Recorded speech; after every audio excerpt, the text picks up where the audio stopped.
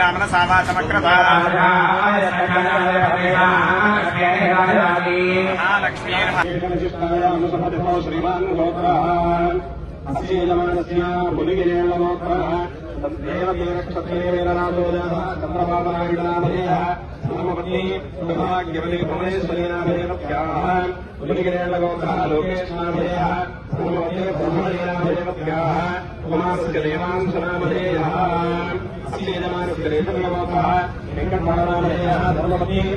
सौभाग्यवती ज्ञानेश्वरेण भगवत्याः कुमार्याः श्री सहस्रानाम्याः कुमारस्य साहारक्षनाम्नामधेयः साकुटुम्बानां श्री महाकाली महालक्ष्मी महासरस्वती स्वरूपिणी श्री सन्निधानेवदानुगः कटाक्षसिद्धिद्वारा यजमानस्य अभिलषित आध्यात्मिकाप्राप्त्यर्थं सर्वविधशत्रुबाधानिवृत्त्यर्थं शत्रुबलायनसिद्ध्यर्थं दयानिर्गरीक्षया शतचण्डीयागाख्यकर्मणि सर्वदेवता होमार्थम अग्निप्रतिष्ठापन समये अग्निसंवादनार्थम आरणिवधनं करिष्ये तुलगैश्वानवमूलान् करिष्ये।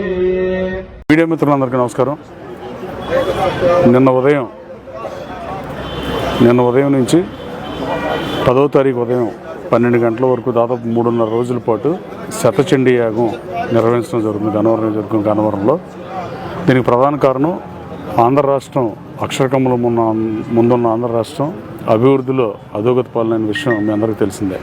ఈ రాష్ట్రాన్ని మళ్ళీ గాడిలో పెట్టాలన్నా, ఈ రాష్ట్రంలో పడిపోయిన ఆస్తులు పెరగాలన్నా, లేదంటే ఐటీ ఉద్యోగాలు రావాలన్నా, ఉపాధి అవకాశాలు కల్పించాలన్నా, పరిశ్రమలు రావాలన్నా ఈ రాష్ట్రానికి చంద్రబాబు నాయుడు గారు ముఖ్యమంత్రి అవుతున్న తక్షణ అవసరంగా రాష్ట్ర ప్రజలు భావిస్తున్నారు.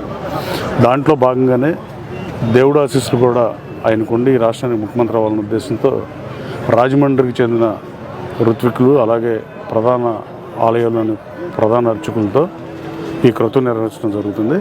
అలాగే గన్నవరం నియోజకవర్గ ప్రజలందరూ సుఖశాంతులతో విలసిల్లాలని, అలాగే గన్నవరం నియోజకవర్గంలో చంద్రబాబు నాయుడు గారు ముఖ్యమంత్రి అయితే ఆటోమేటిక్గా అంతకుముందు 2-3 కోట్లు 4 కోట్లు పలికిన భూముల ధరలు తగ్గిపోయిన పరిస్థితి. మళ్ళీ పూర్వవైపు రావాలంటే ఆంధ్ర రాష్ట్రానికి పూర్వవైపు రావాలన్నా చంద్రబాబు గారు ముఖ్యమంత్రి అవ్వాల్సిన అవసరం ఉందని భావిస్తూ, అవుతారని నమ్ముతూ, ప్రజలు అవకాశం ఇస్తారని నమ్ముతూ ఈ కార్యక్రమాన్ని ఏర్పాటు చేయడం జరిగింది. 30 మంది వేద పండితులతో ఈ క్రతువు నిర్వహించడం జరుగుతుంది. పూజారి గారు చెప్తారు మిగతా. ఓం సర్వస్వరూపే సర్వేశే సర్వశక్తి సమన్వితే భయేభ్యస్త్రాహినో దేవి దుర్గే దేవి నమోస్తుతే. శ్రీమాత్రే నమః. చాముండాదేవియే నమః. మహాకాళి మహాలక్ష్మి మహాసరస్వతి స్వరూపమైనటువంటి ఈ కలికాలంలో సమస్తమైనటువంటి దుర్భిక్షమును నశించి లోకమంతా కూడా సుభిక్షంతో ఉండాలని సంకల్పం చేత ఈ యొక్క యార్లగడ్డ వెంకటరావు గారి దంపతుల చేత గన్నవర గ్రామంలో అత్యంత వైభవపేతంగా సుమారు 30 మంది వేద పండితుల చేత అనేకమైనటువంటి దివ్యమంగళ క్షేత్రాల నుంచి వచ్చినటువంటి వేద పండితుల చేత శతచండీ పూర్వక మహారుద్రయాగము త్రిరాత్ర దీక్షతోటి అత్యంత వైభవపేతంగా నేటికి 2వ రోజుగా ఆ యొక్క జగన్మాత అనుగ్రహం చేత 108 చండీ పారాయణములు, 11 చండీ హోమములు ఇత్యాది సూర్య నమస్కారాలు, నవావరణార్చన, సుందరకాండ పారాయణ, మహాలింగార్చన ఇత్యాది చతుర్వేద పారాయణములు ఇత్యాది కార్యక్రమం నిరంతరం కూడా ఇక్కడ చేయడం జరుగుతోంది.